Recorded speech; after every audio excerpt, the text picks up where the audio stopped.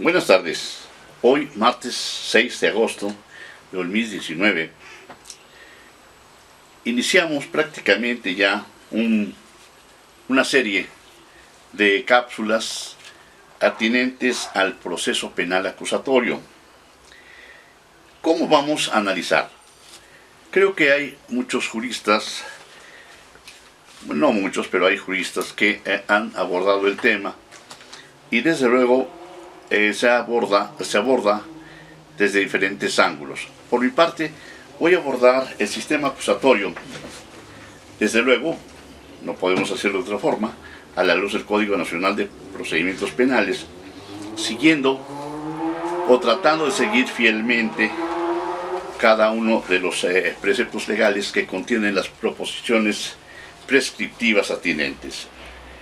Sin embargo, en mi criterio, no hay del todo un orden, no hay una sistematización, la técnica es bastante deficiente y por tal motivo creo que también se ha prestado esta pésima redacción en algunos preceptos a ciertas ambigüedades y a interpretaciones por parte de jueces de control, por parte de agentes del Ministerio Público que se han venido arrastrando con vicios y que creo que a la postre pueden causar graves daños, graves perjuicios a el imputado. Desde luego, esta perspectiva va a ser lo que es el debido proceso. Debido proceso en la traducción que se ha utilizado en los últimos tiempos, es decir, los procesalistas de orden penal le han dado en llamar el debido proceso, principio de debido proceso, y muchos teóricos también hablan del debido proceso. Creo que en México no es necesario esto. Nosotros tenemos contenido este principio en el párrafo segundo del artículo 14 constitucional, y no es debido proceso, es el debido procedimiento. Ese debido proceso deriva, en mi criterio también, de una mala traducción del due process. Esto significa el debido método, es decir, el camino. Entonces, como todo en México, hacemos traducciones muy a la mexicana y, bueno, desde esa perspectiva, ¿qué quiero decir? Entendiendo el debido procedimiento como un procedimiento apegado al aspecto epistémico, es decir, cuando menos lógico. Entonces, desde esa perspectiva, vamos a hacer análisis de lo que es este procedimiento, entendido también como ese método, ese know-how, ese cómo hacer. Y, desde luego, debemos precisar otro término que se ha venido mezclando y que se usa de manera indistinta. Me refiero al proceso. Proceso, para mí, no es más que una serie de etapas. Procedimiento, repito, es el cómo realizar ciertas actuaciones. Iniciamos con el artículo 307 del Código Nacional mencionado. Se habla de una audiencia inicial. Esa audiencia inicial, ¿por qué tiene lugar? Bueno, esta audiencia puede ser por varias causas. Una, cuando el agente del Ministerio Público solicita esta audiencia porque la persona que está privada de libertad por haber sido detenido en flagrancia por causa urgente, es necesario que el juez de control ratifique en su caso dicha detención, es decir, que haga la declaración de legalidad de esa detención. Otra causa por la cual se realiza esta audiencia puede ser por el obsequio que hizo el juez de control de una orden de aprehensión y esta fue cumplimentada por la policía encargada de ello.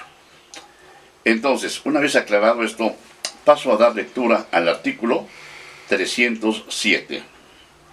Dice, en la audiencia inicial se informarán al imputado los derechos constitucionales y legales, y si no se hubiera informado de los mismos con anterioridad, Se realizará el control de legalidad de la detención si correspondiere.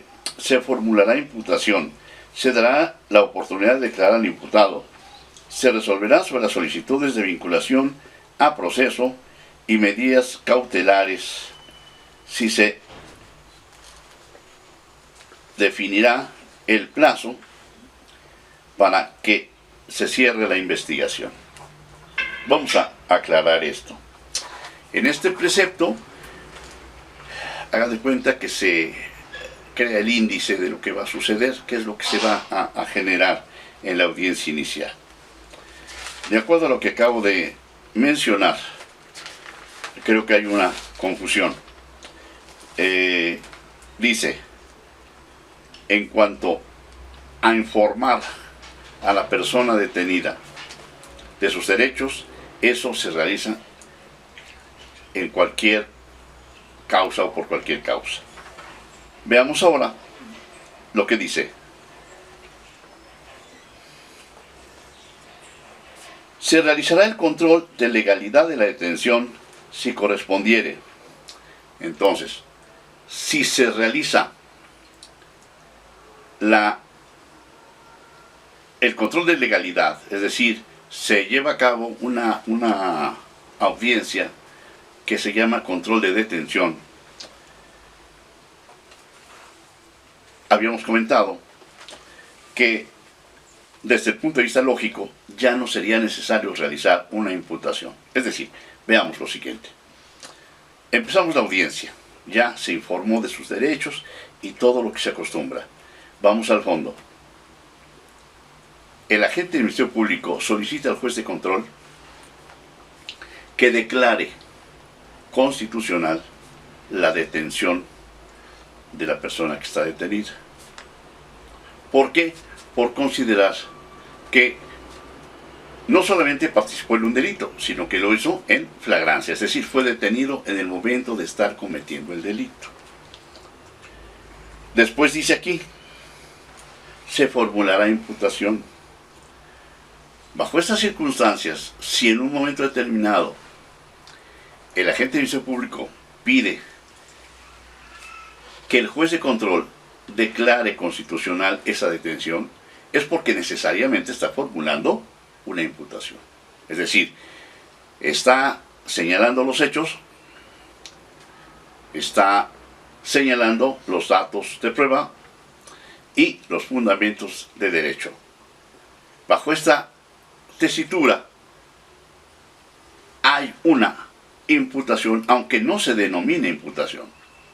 Vamos a pensar ahora que el juez de control declare legal esa detención. ¿Qué seguiría? Según el tenor del artículo que estamos leyendo, dice, se formulará imputación. Vamos a ver si esto es correcto. Dice, control de legalidad. Es el artículo siguiente, es decir, el 308, señala, inmediatamente después de que el imputado detenido en flagrancia o caso urgente se ha puesto a disposición del juez de control, se citará a la audiencia inicial en la que se realizará el control de detención, como lo hemos señalado, antes de que se proceda a la formulación de imputación. Si se dan cuenta, sí se va a formular imputación, aunque no lo crean. A pesar, repito, de que en el momento de que yo, agente del Ministerio Público, estoy solicitando que el juez de control declare legal o declare constitucional la detención por considerar flagrancia, tácitamente estoy formulando una imputación. No me estoy dirigiendo al imputado, no me estoy dirigiendo al detenido, pero sí estoy solicitándole al juez de control que declare que la detención es legal. Enseguida dice, el juez le preguntará al detenido si cuenta con defensor y en caso negativo ordenará que se le nombre un defensor público y le hará saber que tiene derecho a ofrecer datos de prueba, así como acceso a los registros. Esto es inexacto. Es decir, antes de que se realice la solicitud del Ministerio Público, el juez de control tiene la obligación, después de la individualización, de señalar si la persona que lo asiste al imputado, al detenido, es su abogado, y si el detenido desea nombrarlo o ratificar esa detención. En caso contrario, le designará un defensor público. Entonces, aquí creo que se está trastocando el orden. Posteriormente dice, el Ministerio Público deberá justificar las razones de la detención y el juez de control procederá a calificarla. Nuevamente regresamos a la parte inicial. Examinará el cumplimiento del plazo constitucional de retención y los requisitos de procedibilidad, ratificándola en caso de encontrar ajustada a derecho o decretando la libertad en los términos previstos en este código. Como se podrán dar cuenta, hay un desorden en la redacción. Aquí debemos entender que si en un momento determinado, que no lo dice, no está debidamente fundada y motivada la resolución del juez, aquí la defensa puede impugnarlo. Es decir, debió señalarse en este precepto, es decir, la proposición prescriptiva debió haber dicho que el juez de control, para poder ratificar en apego a derecho una detención, deberá fundar y motivar debidamente dicha resolución. Continúa nuestro artículo. Ratificada la detención en flagrancia, caso urgente, y cuando se hubiera ejecutado una orden de aprehensión, el imputado permanecerá detenido durante el desarrollo de la audiencia inicial, hasta en tanto no se resuelva si será o no sometido a medida cautelar.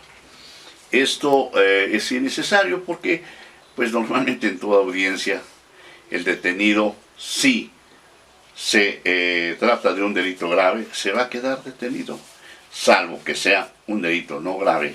Dice, la omisión del Ministerio Público o de su superior jerárquico al párrafo precedente los hará incurrir en las responsabilidades de conformidad con las disposiciones aplicables.